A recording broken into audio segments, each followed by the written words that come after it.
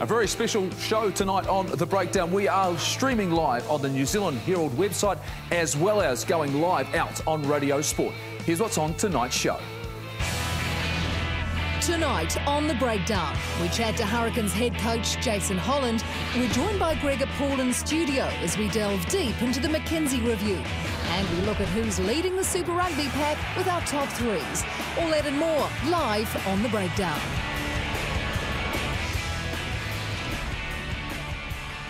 Kia ora, hello and welcome once again. Yes, it is on Super Rugby, a successful weekend for a number of teams across the competition.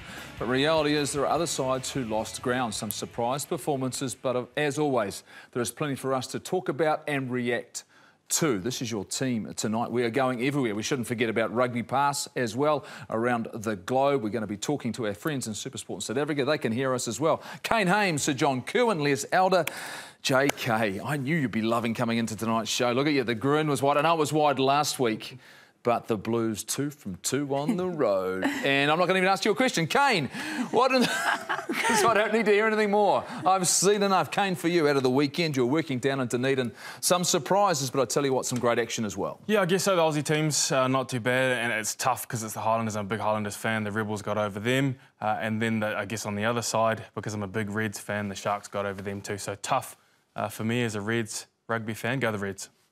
I know you're pitching for a job somewhere. Brad Thorne's a good mate of yours. Les, for you, another weekend, another performance, particularly a strong performance from the Hurricanes. The Sunwolves disappointing, particularly after a couple of weeks ago I said that maybe an Australian team should go out and the Sunwolves should stay in. They're not doing me any favours. But for you, what did you take away from last weekend? Yeah, I mean, the Hurricanes were exciting and the Blues as well, like you've just mentioned already. So it's going to be exciting for those two to match up.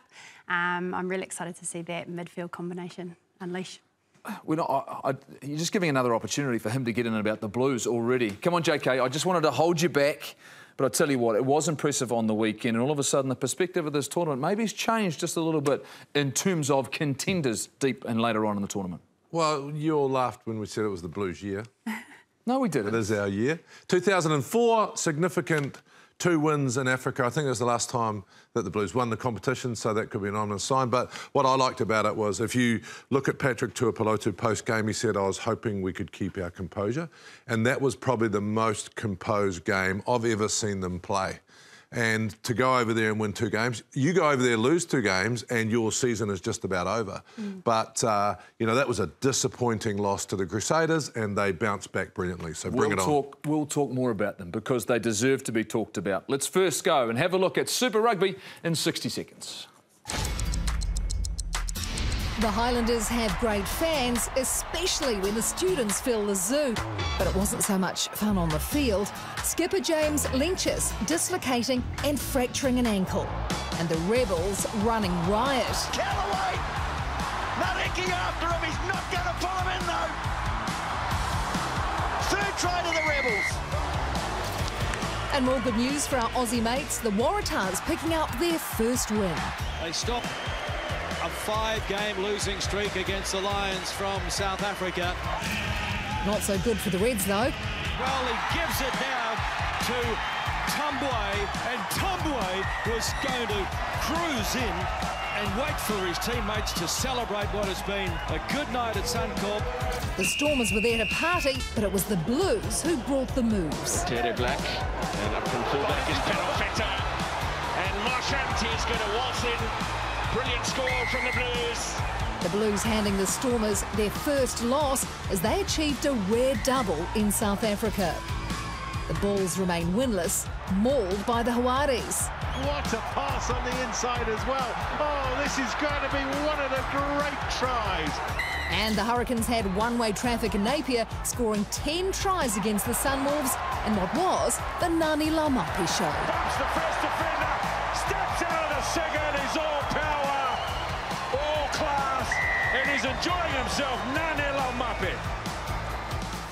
Yes, an impressive performance from the Hurricanes. There are the overall standings of Super Rugby in 2020, the 25th year of the competition. The Stormers, they're out in front, but of course, the Crusaders and Brumbies got a game in hand to chase them. The Sharks been very, very good. The Hurricanes, and there they are, the Blues. They are in the top 8. It's a playoff team as it stands right now. The Rebels have shown some signs. They were good in Dunedin, and the rest are in a chasing bunch. The Bulls without a win. The Highlanders will be disappointed not to have captured another win as well. There's a lot of ground to make up for a number of these teams. We've talked about the Blues. The Blues return from South Africa. They travel to Wellington to take on the Hurricanes, and tonight we're going to catch up right now with Jason Holland, the head coach of the Hurricanes. And Jason, let's first reflect on the performance of your team in Napier, the atmosphere, how you felt you came out of it, and the fact that, well, it was an opportunity for some players to put their hand up. Yeah, look, it was a great opportunity to get to the Hawke's Bay again, and you know, we always get good weather there, so we can play a bit of footy. But no, it was a great old day and good crowd up in Napier for a change, and you know, not for a change, and it was an awesome old day, and it was great that we could throw the ball around and score a few tries. Jace JK here, off to a bit of a shaky start. And then you go and get that win against the Jaguares. I mean, did you understand the significance of it? We've just spoken about the Blues going over there and winning a couple, how important it is, but it seemed like from a hard start, you've really kicked on, and that close one in Argentina was a big one for you. Yeah, big time tonight. She was a good kick in the teeth for us in Cape Town, and that last quarter of an hour in Argentina was massive for us. You know, we finally got some attacking play going and scored a couple of tries, and from there the momentum's built, I suppose. And we've you know, come home, had a good win, and then had a good win last week. So we just got to keep that momentum going now. Yeah, Jason, we have Glenn Jackson here. He sort of picked Storm as one of the best teams, and I sort of thought so too early on. What happened in that first game? It sort of, you know, Hurricanes didn't look like classic Hurricanes. That was a very tough start. Yeah, look, it was. I think the Stormers came out. They played really well that day. It was the start of their last season at Newlands, and they out-physicaled us at times, and we didn't get any of our attacking game going at all. So we put them under no pressure, and they dominated the game, and you know, we got smashed that day. So it was a real good wake-up call for us, and. Yeah, onwards and upwards from there, and it's been a bit of a credit to the boys and the management how we've sort of, you know, got our heads up and soldiered on, and now we're starting to build some momentum, as I said. Jace, let's talk about where you are now and when you've got to. The fact that some guys have come into some real form, and the fact that, yeah, it's the Sunwolves, and everyone knows that sometimes they struggle when they're on the road, but yeah, other guys that have stepped up, the likes of Cobus van Wyk getting his opportunity on the wing, and guys who seem to be adding. For you, who is it for you over the last 2 or 3 weeks that have taken that step forward? Has it been about competition amongst the group, or have individuals taken more responsibility? Look, it's been awesome for a coach, I suppose. This week we're sitting down having selection meetings around who we're going to pick to play the Blues, and there's not many we can rule out at all. So everyone's putting their hand up.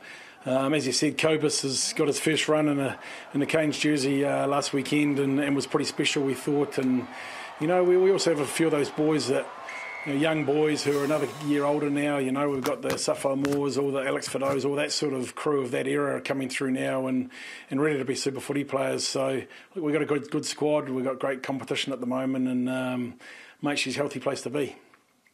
Jason, I don't know whether Ngane Lamapi's got bigger thighs or his shorts are a bit shorter, but amazing form early.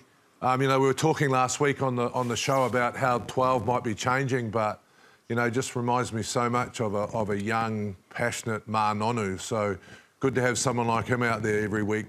Sort of disappointment from last year motivating him. I mean, he's on form early. Yeah, I'm sure that there was a little bit of World Cup hurt deep in his belly somewhere. But look, mate, personally, the way teams bring line speed these days, if you can get gain line, it makes it a hell of a lot easier to attack. And having somebody, you know, whether it's your 12 or whether it's your wingers that can get you over gain line, for me, is massive in your attack game. So, you know, the shorts are always too small for him, and the thighs aren't as big as they look because he likes the small shorts. But he's massive for us. And as I said, getting defensive lineups to actually have to turn around and go backwards is massive in the game these days. So, yeah, we're pretty happy with him. What about that combination, though? Vince Arso obviously had a difficult 18 months, broke into the scene, was outstanding for the Hurricanes. Where do you see his game at? How far do you think he can go? And that combination, has it got the balance that you're looking for? And who maybe needs to add just a little bit more to their game?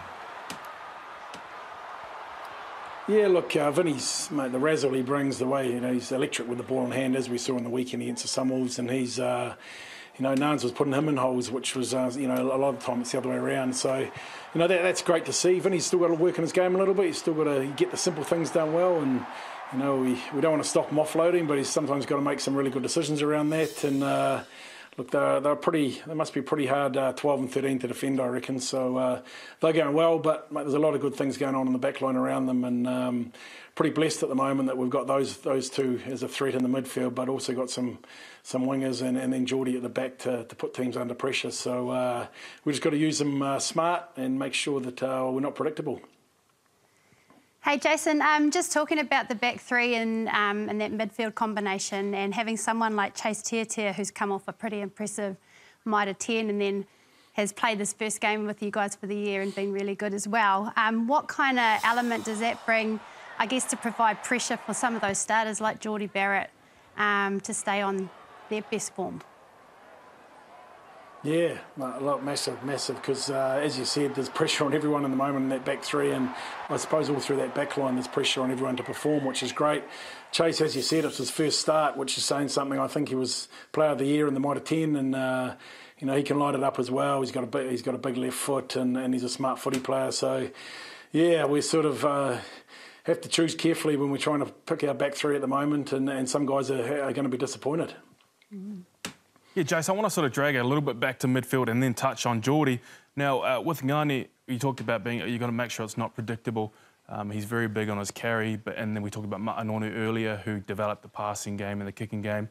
Is Ngani working on that? And the second part, because I'm going to ask you a second one anyway, Geordie, he can play in the centres as well. What about putting him in there, giving him a chance and leaving Chase out back? That's a lot. Yeah, I'm sure there's lots of opinions around that. The first question, Nans is always working on his game. He's big on trying to grow his game, and we're keen to keep the balance on that. And that sometimes when you try and work on all the other parts of your game, you forget about what you're really good at. And so we're working hard at the balance of that. Nans has grown a bit of a kicking game. His passing game is going really well now, and but we don't want to take away from him being a brutal carrier. So we just got to make sure we get the balance right there.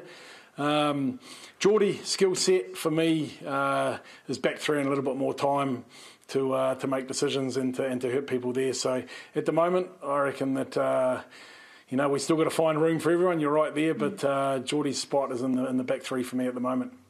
There's no doubt times have changed for head coaches of Super Rugby to be wearing colourful shirts like that one you've got on there. It's outstanding to look at. But for me, I want to ask you about, look, John Plumtree was the head coach of that team. And then all of a sudden he comes away. For you, how are you feeling about the first month in charge? You are the figurehead. You're the guy that I suppose has the responsibility of getting the performance out of this group. And how much are you enjoying being the man in charge? Well, firstly with the shirt, mate, Manamaana week in Wellington, and we're looking forward to celebrating that on Saturday night. Just get that in. And look, head coach has been something that I've been pretty keen on in the last year or so. It's funny how you gradually go from being happy to be assistant to wanting to be the head coach, and I'm enjoying it at the moment. Like the first couple of weeks away was pretty hectic.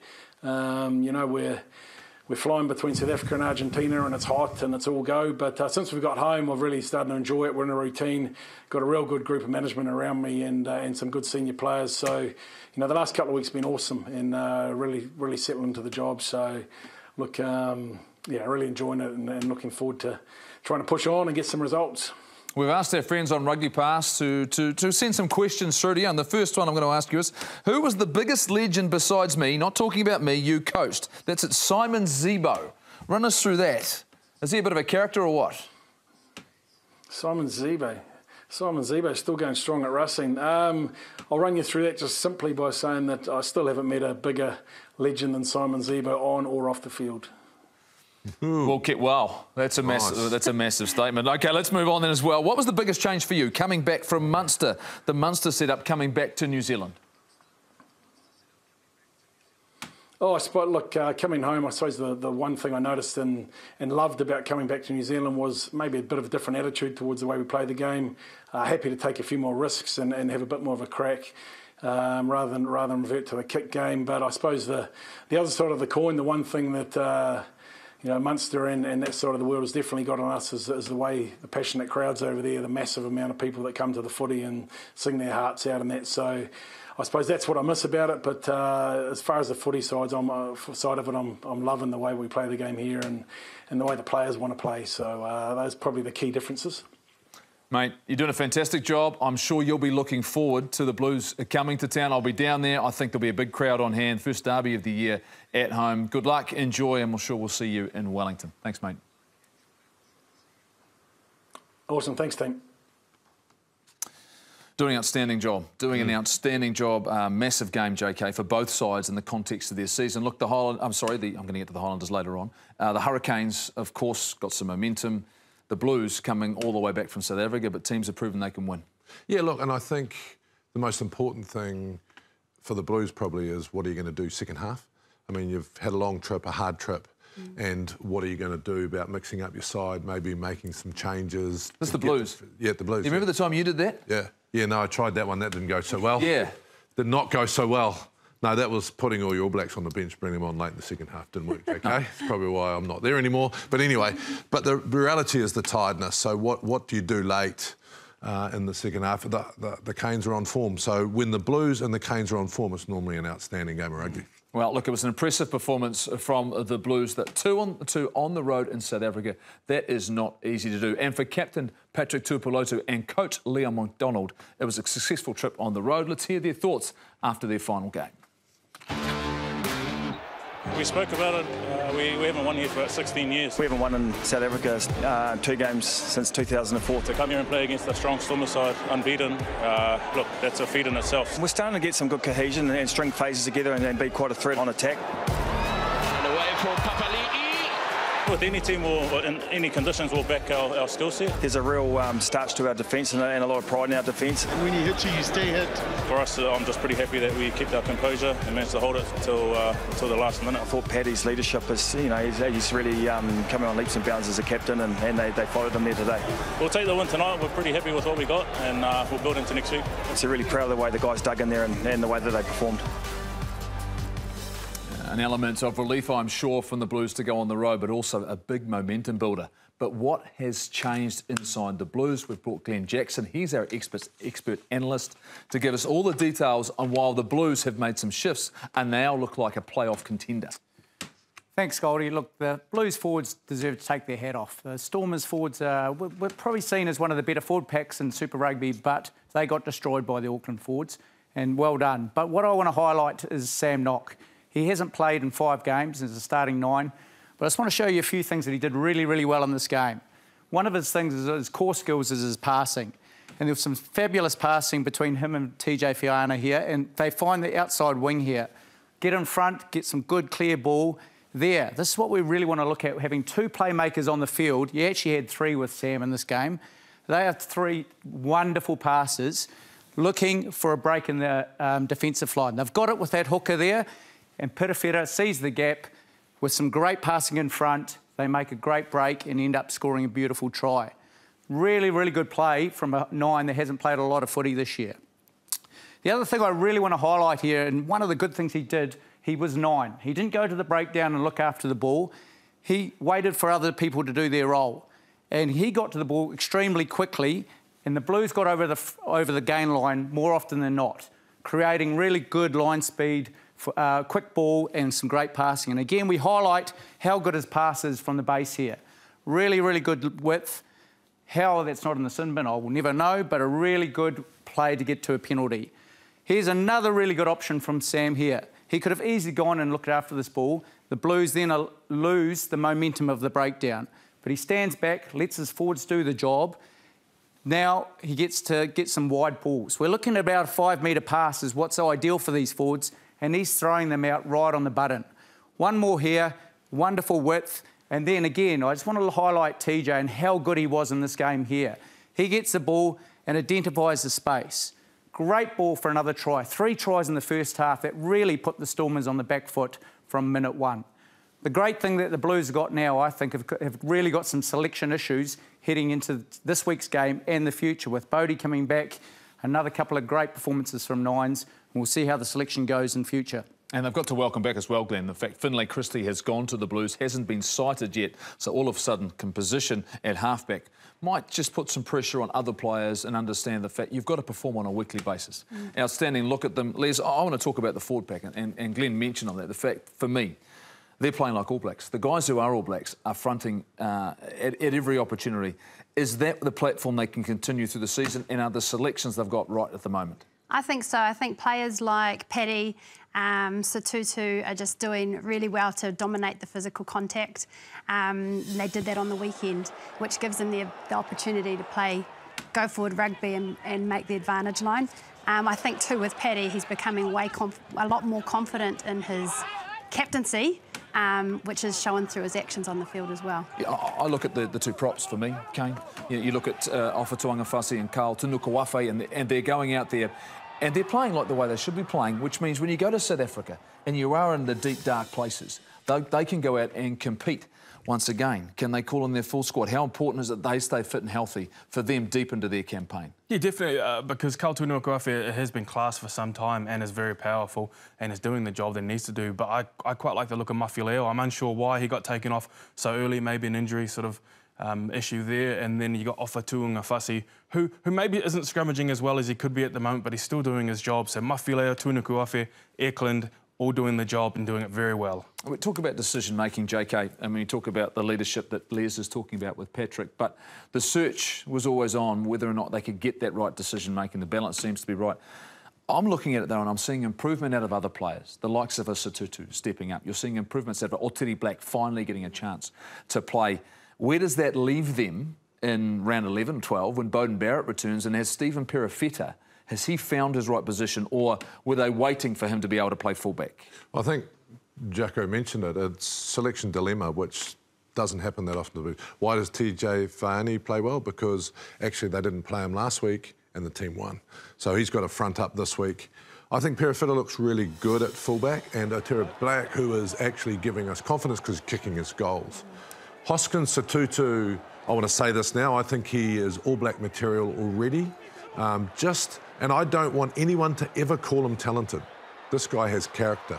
He's working really hard. In tight situations, he makes an extra 3 yards. I think he would make an outstanding 6, right? He can jump in the line out, he bashes people, he carries hard, and I think he's Jerome Kino-like. So I think this week I'd love to see Akira get a chance. Maybe at 8, maybe put Hoskins at 6. But play whatever you want. Changing a team that's just won on the road. It's got all this sort of momentum. Robinson's playing really well. Why he is. Put him at lock. Go away from that. Put him at lock. Well, the other, but is that not a negative? I mean, does that? I don't think so. If you're going to have competition, you've got to. If you're going to create competition, you've got to have confidence in the whole squad, right? That means putting guys on when you need them. So I think play Akira this week. He must be chomping at the bit by now. They've said to him, "You're going to get a chance. Go away, get fit, do this, do that." I mean, he is a current. Number 8, he played a lot of football last year and he hasn't had a crack yet. So I wouldn't rest either, Hoskins, because I just think play him at 6. Les, I've got to ask you this. The fact that they've won 3 games on the road, that's territory that the Blues haven't had a lot of confidence in the past. They've got 7 more home games. So when I look at this team, they've got the opportunity. They should be. Do you see this team? I'll say I think they should be. Do you see them as a playoff team? And maybe even more than that? I think coming off the back of their 2 wins on the road in South Africa, it's going to be a great confidence boost for the team. Puts them in a good position and they could definitely be a playoff team. Just going on what JK said, I do wonder if that is a good strategy in terms we of all wonder any of his strategies. But just in terms of resting some players, that could be something that you integrate in as a coach. Yeah, I look at their game and I look at their defence, and that's a big key for me. You look at the good teams that go deep into this tournament. The Crusaders have shown it, the fact their defence doesn't concede points. This year, they've made a big shift, the Blues. Defensively, they're not conceding anywhere near as many points as they have in the past. So is that a big part of where they're at, and why is their defence better this year? Yeah, well, it could be a couple of reasons. You've got Tana Umaga, you can see on your screen 2018, he was the head coach, probably still coaching the defence, and I think it was 30 points they conceded average on that game this year, and now they're around 20, and that matches up when they last made the finals and won it. So Tana Umaga has grown as a defensive coach, I'm sure, and you're starting to see that now. You're trying to find all the finals to JK 2004 a correlation, but we've been waiting for a while, haven't we? you've got to give a lot of credit to this coaching staff, because when you drop a couple of games early, which they did, against arguably two of the better teams, they needed to rebound. How much credit goes to the backroom staff in terms of this performance? Yeah, well, I think they've had shown some real courage. You know, playing 3 standoffs last week, having the courage of those convictions. And I'm with Kane. You know, to have great defence, you have to have confidence in your system, and then your leaders getting off the line and bashing people. Paddy's been doing that. So they've got confidence in the system. Maybe they've simplified it, or everyone's more comfortable with it. But, you know, the most important thing that Blues fans want to see is not necessarily a win this week because it's a derby, but you want to see consistency of performance, playing for 80 minutes, and if you lose it late because the other team were good, so be it. That's what we need to see this week. Forget about those 2 wins now. A champion team gets back and goes hard, and that's what we need to see this week. Well, I would say this, though. They've got the Lions and Brumbies at home the following 2 weeks. I actually don't gauge too much in this. It's a challenge to go and beat the Hurricanes at home. I think, Les, it will be the next 2 weeks where I judge on how much improvement they've really made. When they win the games at home, they probably should win. Do you agree with that, or see it differently? Yeah, no, I do. I do agree with that. It's going to be, yeah, I think to come off the back of the South Africa trip, go down there. I agree. They've got to back it up and then lead well into those next 2 home games. And once you get that sort of momentum, then all of a sudden the season looks completely different. You win the games that you need to win. Well, that's Super Rugby. We've had a good look at it. There's plenty more to discuss. There's plenty of action, as always, around the world. Bernadine Oliver Kirby is going to give us everything we need to know. Well, hopefully, Jeff. Yes, welcome back, by the way. Coronavirus, it continues to dominate the rugby scene in Japan. Its top league has postponed all matches for 2 weeks. All 6 Nations games are pressing ahead as scheduled, though possible relocations for the women, but no cancellations quite yet. There is a shift in time for the Blues, though, due to the virus. The Sunwolves game against the Crusaders, that's moved from Japan to Brisbane, so hence the earlier game for the Auckland franchise. A triple header of rugby on Saturday. That could test some marriages, couldn't it, eh? Rugby fans, though, they're enjoying some heavyweight support as they rail against the possibility of having to pay to watch the 6 Nations. Now, politicians have now joined the chorus of protests, saying that moving the tournament behind a paywall will have a, and I quote, a great cultural impact. There's huge pushback at the idea of pay TV, mooted for 2022, but the £300 million deal may well ensure the survival of one of the staples of the British sporting calendar. Well, from the UK to LA, and the men's 7 circuit dotted down in Los Angeles, and fittingly, there was drama on and off the field. Off the field drama, the Hollywood celebs in the crowd, Kiwi Anna Paquin and the Hoff, David Hasselhoff at the rugby. Who knew? Well, JK knew because he's a big rugby fan. Yeah, I met him 30 years ago, the Knight Rider. Unbelievable. Real big rugby fan. Actually came down and asked to meet, and I gave him an All Black jersey, which he still has. So good rugby head. Maybe he can inject some cash for us. You never know. Does he want to buy a team? Does he want to buy a team? Yeah, exactly. Come on. Come on down. I tell you what, the Sevens men needed a life preserver too, a bit of rescuing. They were unceremoniously dumped from the semi-final against South Africa without scoring a single point. Softening the sting just a little, South Africa went on to win the tournament, beating Fiji 29-24 in extra time. Amazing match. Highlanders captain James LENTJES, an update there. He's going to have surgery in the next 7 to 10 days after fracturing and dislocating his left ankle against the Rebels. It was absolutely horrendous. We were sidelined, Kane, and it was you could hear the gasps, couldn't you? It was just awful. He's out for the rest of Super Rugby and more than likely might attend Cup. You've got to feel for the guy. There's a vacancy for a skills coach in Toulon, Casey LAULALA. He's departed the club, effective immediately. Now, French media is reporting the reason for his exit is personal suitability. Read into that what you will. He owns a cafe and he makes a mean espresso martini, I hear. Could just be the tonic. Well, from martinis to warm pints, Hope Gats likes them because he could be drinking a few if he is indeed going to coach England. Yep, the rumour mill is again igniting, but I guess never say never. Warren Gatland, of course, looking after our Chiefs and leading the British and Irish Lions on their tour of South Africa next year. I mean, why wouldn't you entertain the idea? Maybe he's waiting to see how Fozzie goes. Has anyone told Eddie? Oh, look, I really hope Eddie has seen this. Wouldn't it be great? Eddie will climb. I miss Eddie. I haven't heard from Eddie for a couple of weeks. I'd like to. It's been a quiet couple of weeks, hasn't it? Oh, no, it has been a quiet couple of weeks. Never say never. I say never. You say never? I say never. Never? Never.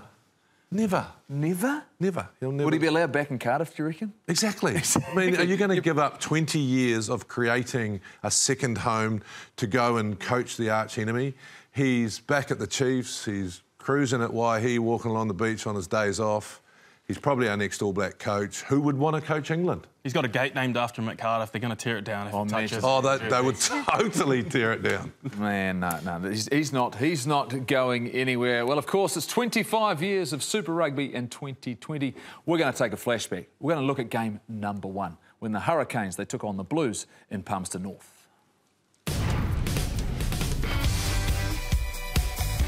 The lights will shine on the dawn of a new age of rugby.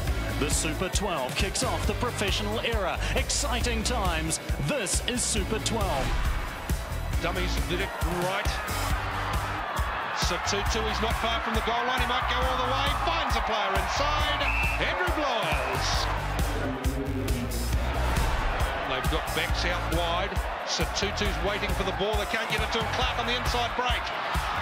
This is Spencer all the way. Spencer scores, and this will probably win the game. Zinzan Brook converts the try.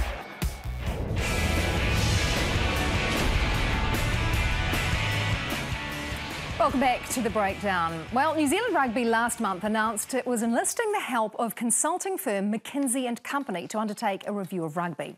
Fan engagement, participation, talent retention and financial pressure, just some of the issues facing the establishment. So, McKinsey & Company, who are they? Well, they are big. Established in 1926, they're an elite global consulting firm who have their calculators and spreadsheets in overdrive, sorting the NZR books. They have 30,000 staff and they operate in 65 countries and streamline businesses to operate more efficiently, which, let's face it, quite often is code for cost cutting. They have an annual revenue in excess of $10 billion US, so you'd assume they know what they're doing. They've helped some big names and some very big firms. In the 50s, they remapped the power structure within the White House, guided post-war Europe through a massive reorganisation and helped invent, believe it or not, the barcode. Their clients have included American Express, AT&T, Kmart, Heinz, IBM and Hewlett-Packard. They have come under fire, though, telling AT&T, wait for it, that cell phones would be a niche market as they were bulky and heavy. And their work with General Motors was described as an unmitigated disaster, though McKinsey said GM didn't follow their advice. So, what advice is the NZR after? Well, they've admitted that since professionalism in 1996, not all areas of the game have thrived, and there's a never-ending drive to grow revenue and manage costs. They are reviewing all areas of rugby, and McKinsey have been appointed to, and I quote, bring independence and expertise. So how are the books looking? What kind of hurt is the NZR in? Well, I guess the key colour here is red. It's not a place they want to be. The NZR posted a $1.9 million loss last year, and they say there's no silver bullet. Their long-term financial projections show them spending more than they earn. That's bad. What's good is McKinsey thinks there's a potential $30 million pot of gold from new revenue and from cost cutting. So what next? Well, the initial review findings are being shared at workshops with the provincial unions, Super Rugby clubs and stakeholders over the next couple of weeks. NZR Chief Executive Mark Robinson has said that no decisions have been made, and the next phase, well, it's all about consultation. But if we look back, we know what happened with the Lahore report in 2000. Recommendations were made, the unions, they pushed back, understandably, and here we are. Same problem, but bigger. I'll tell you what, Bernie, can they sponsor the All Blacks, McKinsey & Company? Because they've got plenty of money. That's what it sounds like. The Hoff not available. The whole lot. What? The whole lot. This annoys me already. Well, already you're ready to go. But well, I need to know wait. We've got Gregor Paul here. Hi, Gregor, you can wait. You can hold. I'm going to let Gregor probably knows more about this than anybody. I mean, you've reported on this and reported on rugby for so long. The fact you've seen all the changes that have happened. What came out on Thursday, Friday, and was reported about, and you understand it as well as anyone. For you, how did you react to it, and were you surprised by the findings? Well, not surprised. We've been obviously heading towards this point in time for, I don't know how long, but we knew we were going to reach this point where change was going to be inevitable. How long do you think, though? Because that's my point. Have we been heading down this path? probably for about 3 or 4 years it's been apparent. I think the Lions tour has probably papered over some of the cracks because it's a huge one-off cash injection and it makes everyone feel that there's lots of money swirling around, but that's once every 12 years. So you pull that out and go, well, actually, if you look at what's happening every year, we're actually, New Zealand's posting a loss, posting a loss, posting a loss, and if you keep doing it, you can see, well, you can't keep doing that forever. So it's probably the last 2 to 3 years this has been inevitable we're going to get to this point. And from what you're seeing, for you, who do you see as being the major players, the players they're getting to the table? Is it the provincial unions? Is it the Super Rugby clubs? Who is it? Is it our club game? Who are the guys that ultimately are going to have a lot to say about the direction of New Zealand rugby? McKenzie. I don't really think it makes any difference now what the provincial unions say, what the clubs want, what the Super Rugby clubs are after, even what the All Blacks are after. You know, the rugby union has clearly paid an expert group to come up with a plan, and they've identified where they think they can make all these things happen. Now, what happens in the corporate world is that they present these things as a proposal, and it goes out to feedback, but it's not really a proposal because it's what the rugby union are going to have to do. They can't invest in this company to make recommendations on how you change and then allow those who are going to be affected by the change to say, no chance, we're not doing it, because change is uncomfortable. But isn't that what, JK, isn't that what the Laurel report was like as well, where they tried to make change? Exactly, and there's a couple of things for me. A good report or review or whatever you want to call it starts with very good questions. So what was the question that the NZRFU asked McKenzie? Because I've heard, for example, they haven't interviewed a couple of key people who are now exited, both of them called Steve. So what were the questions that they asked? What is the question? We're here to make more money, or... So what did the New Zealand Rugby Union say? Go and investigate this, because it's such a broad issue, right? Yep. And when I look at it, Les and Kane, I mean, the fact that one of the things they talk about is sustainability, but you work for Provincial Union, Les. You're part of the Bay of Plenty organisation, the union. What do you think the role is? What's the primary role of a provincial union in this country? The primary role is to grow and develop the game, is to provide opportunities for the people within the community. And obviously that's at both levels. You've got the high performance and your community levels, but I would sort of see that provincial unions would want to continue to do that. They'd probably be looking at how they do that without the reliance on New Zealand rugby. But that's been something. But that's been something when you talk high performance, Kane, that the provinces have been relying on New Zealand rugby. A number of them have got themselves under pressure financially. And is that one of the reasons maybe we are here where we are now? The fact that there are so many layers, there are so many levels, and can you see New Zealand rugby being able to support those levels in the future? High school, club rugby, provincial rugby, Super Rugby, All Blacks. Is that a possibility? Yeah, I mean, I guess we're bleeding money everywhere. And my question has been for a little while, what are our assets? You know, reading the book Rich Dad, Poor Dad, Robert Kiyosaki, maybe that's a bit basic, but that's where I learned it from. Your assets should be what's funding all of your expenses. And I don't know what assets we have. Do we have patents, IP, property, land, stadiums? Do we have any of this stuff making us any money? And if not, are we just relying, as you said, Gregor, one-off cash injections? Is that what we rely on all the time, for money just coming in from broadcasting, people turning up to games who aren't turning up as much as they should be? Where are our assets? Or if we do make this money, when we make the $30 million that McKenzie says we can, how do we turn that into assets, which then start funding our game? Well, one of our problems, to answer that question, one of our assets is our players. And our players get a big cut. They're big liability. They get a very big cut. All of the money goes to them. But they get a big cut of the pie without having to pay any expenses. So that's a big issue we need to address. The other thing is that a lot of our assets are going overseas when we've invested a lot of money in them. So that would be addressed in the report. We haven't actually seen the report yet, have we? Well, we're not going to see the report. That's what we've been told. But I would imagine when the... we're not going to see the report. Well, the provincial unions get together and talk. There'll be some that'll be aggrieved. Some that'll go, you know what, this suits us, this will help us. I mean, everyone needs to get on the same page here. That's not going to be easy. But, Gregor, Mitre 10 Cup is vastly different now than it was 20 years ago. Stadiums were full, money was coming in, all the parameters around it were based around when it was 100% successful. But we know now that these aren't the pitches that we're used to seeing at full stadiums. No. And so the financial viability, I personally don't want to see $1.5 million spent by a provincial union on a side that is maybe compromising the amateur game? Is that a reality? Is this the level that needs to change? Yeah, well, I think so. And I think what I've understood about this report, if you look at it in a broad sense, basically the rugby union are trying to say we have two types of rugby. We have professional, elite, high-performance rugby, and we have community, grassroots rugby. Now, at the moment, they're a little bit blurred, and the role of the provincial union kind of straddles across the two at the moment.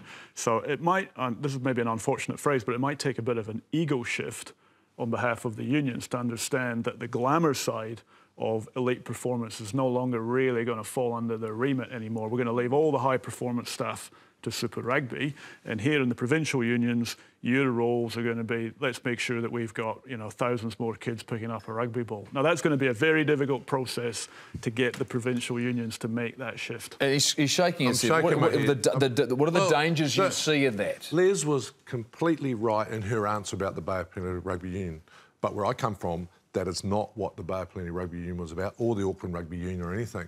It was about clubs developing the players and schools developing the players and the provinces winning. Now we're talking about community. You cannot sustain that because that's not making any money. That's bleeding money. Now, I love it as a concept, but actually I don't think it's going to work because we've only got 5 other franchises around the country that we now need to make money to supply the game to. Where's Bay of Plenty going to get their money? The New Zealand Rugby Union's got none. And these are all valid points. And I come back to it going, you know what, would money fix this? I mean, is that one of the challenges, is the fact that maybe private equity, for example, Kane, if it went into Super Rugby, so then all of a sudden you had people funding that from the outside, where they actually would have to have some influence. You wouldn't have control of all the players like we have now in terms of some of those breaks and those sorts of things. Would that allow New Zealand Rugby maybe to invest in a different direction? Because, you know, in the end, it seems like it's the balance sheet is the problem. Or is this more a structural issue? Is that what McKinsey's maybe more talking about? I think when you talk about private enterprises, these are people that have assets and can then all of a sudden have a say to us what we have to do. We saw that with the AIG, where all of a sudden we're going to America tons of time a year because they're the ones paying money. I think we do need to find some ways to get some assets. But just on what you said before, Gregor, I just don't know if the McKinsey report is saying we must send high-performance rugby to Super Rugby. What's going to happen is if you're a club player, Carl Tunuka, Malakai Fekitoa, David Havili, even my path mainly came through club rugby, do I now have to move to Hamilton, Auckland, Dunedin just to get a chance at being a high-performance rugby player? Whereas normally the way we do it now is if I play club in my province, which is Tasman, I can get recognised, play for the Mako, high performance, and then go to Super Rugby from then on. Well, the answer is I have no idea, and that is the problem. Because that's why you haven't got a seat at the table. Yeah, but that's I'm here the to challenge, tell you right? what I don't know, but that is the issue at the moment. Is that this is going to end up being a PR war. And, you know, where I sit in my role, the rugby union needs to own the information right now. It needs to have a very clear communication strategy because change is never popular. People don't enjoy, particularly the unions aren't going to like it, and it'll be very easy for the unions to pick on certain agendas that they want promoted, that they say are negative, that they say are going to ruin the game, whatever it's going to be. And we're all sitting here discussing things that we actually don't 100% know what the rugby union is trying to do. Now, wouldn't it be better if we were having informed debate with each other, saying, well, we know that they're going to do this, JK can disagree with everything, but we all know at least we know he's going what it is. And is that where your concern is as well? I mean, when you talk about that fact, you're talking about the amateur game, and to what level is that? And the fact that you've got all this talent that you are trying to develop and then it heads away. But do you think maybe if the structure was right with, say, Bay of Plenty and the Chiefs, that trust you're talking about, we talk about it a lot, that trust for your organisation to develop the talent to the level that they're looking for? Well, I just wonder too, where are you going to, if Mitre 10 wasn't there, where are you going to get your players from? Are you getting them, if they're not relocating, are you getting them straight out of school? And then if they're coming straight out of school, are they physically going to be ready to go up against, you know, super players? So I worry that the buffer between super and club is lost. If it was amateur though, JK, if, for example, or semi-professional, that level, the Mitre 10 Cup, where players were encouraged to work, trained at night. He's shaking his head as always. He never likes any of my ideas. Look, I just want to get back to one other thing. Private enterprise is the only way professional sport can go forward. There is no other competition in the world that doesn't have private enterprise. France, England, football all around the world, NBA, hockey, you name it, it has personal investors. We didn't do a good job when Murray Bolton tried to invest in the Blues because there was conflict. There's going to be conflict. We missed an opportunity to work out how that might look. First thing. Second thing is we need to get rid of Super Rugby. It's not working for us. We need to get back to provincial competitions, 10 provinces, not 5, bring the Australians in, play a Heineken Cup every 6 weeks, have a Pacific Island team in Hawaii, bring the Americans in who are starting to invest, bring the Japanese club companies in. They've got the money. Because we all agree with the strategy of the last 7 years, and I agree that's probably the last 3 years that were not going well, that we've concentrated on winning the All Blacks, World Cup with the All Blacks. But it's been to the detriment of our other brands. We need to create other brands. Forget about the Blues. Let's go back to Auckland. Let's have the Battle of the Bridge and make it that. Let's have a North-South game. Let's have Bay of Plenty playing. The other thing that does too, instead of having 5 teams with professionals, we then have 10. And the unions are going to have to stand on their own 2 feet because unfortunately they've been giving a handout.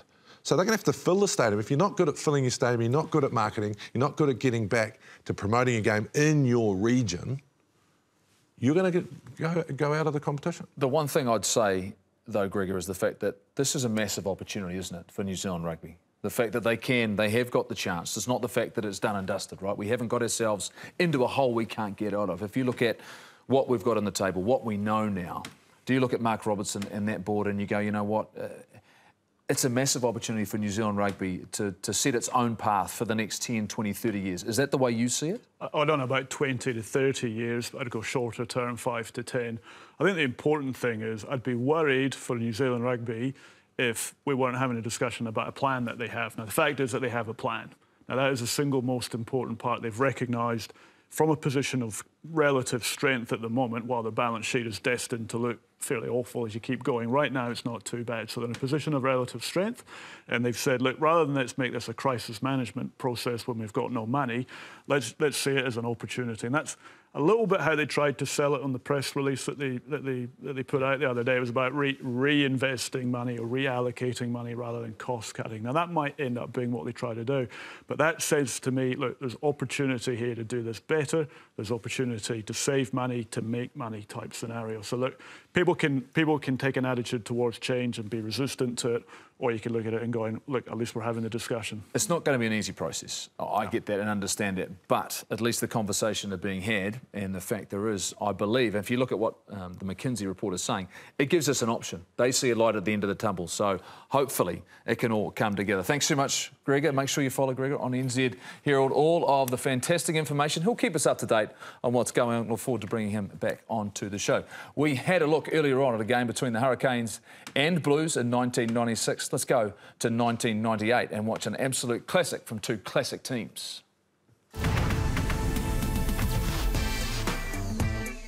Frees it up for Spencer. Stensness in a big gap. It's just a question of who gets the pass, and it's Xavier Rush, and under the bar he goes. Way across to Jones in midfield. Now Blowers. Lomu on Umaga. Oh, he got away easily.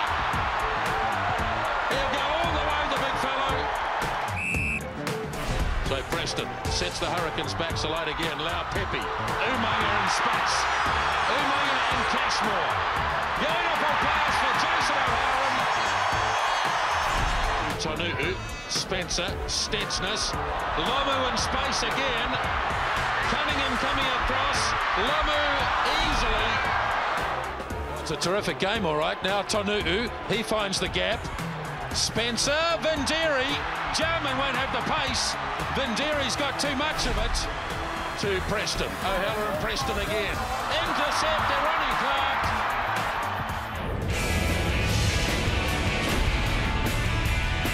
Welcome back to The Breakdown. It's time for extra time. We're looking at form players. There's a lot of positions that may be up for grabs. There's plenty of competition in key positions. We've had some guys, of course, they've head offshore. We're going to talk loose forwards. We're going to look at who's competing, who's playing well, who's doing the job. And Kane, there are a number of players that are putting their hand up and taking their opportunities. And you think about the loose forwards, no one's probably no more than Hoskins Satutu, and he's keeping a very, very good player on the bench for the Blues. Yeah, you're exactly right, Akira Ioane, and I can't wait until Akira Ioane gets a shot. I know he's had some fitness issues. I know the Blues are about to hire one of the best strength trainers in New Zealand, in Glenn Stewart, and hopefully he can do the job.